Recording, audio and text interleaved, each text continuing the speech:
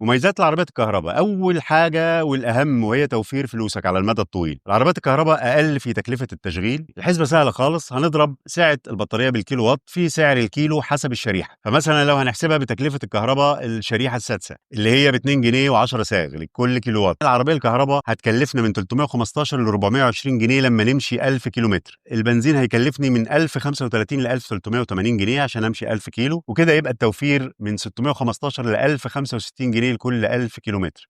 يعني التوفير عند استخدام العربية الكهرباء هيكون بنسبة من 60 ل 75%. تاني ميزة للعربية الكهرباء بالنسبة للصيانة، في العربيات الكهرباء مفيش حاجة كتير بتبوظ، مفيش زيت محرك ولا سير كتينة، مفيش بوجيهات ولا فلاتر زيت وفلاتر بنزين، حتى الفرامل التيل مش هيتاكل بسرعة بسبب نظام الريجنريتيف بريكنج اللي بيخلي الفرامل تدوم أطول. الصيانة الدورية بتكون أساسية للبطارية والكاوتش فقط. ثالث ميزة الأداء والسرعة بالنسبة للعربية الكهرباء، مفيش أحسن من كده. عزم فوري عشان المحركات الكهرباء بتوصل لأقصى عزم من أول لحظة، فبتبقى سريعة جدا في الانطلاق. يعني مثلا التسلا موديل 3 دي بتوصل لل 100 كيلومتر في الساعة في 3 ثواني. هتلاقي العربية الكهرباء هادية جدا، مفيش ضوضاء محرك، يعني مش هتحس ان العربية دايرة، ولما هتقف في زحمة ولا حاجة بتكون العربية مريحة جدا. وفي كمان مزايا جديدة في مصر عشان تشجيع استخدام العربيات الكهرباء، ان بعض الموديلات ليها ضمان بطارية طويل بيوصل ل 8 سنين او 200 ألف كيلومتر.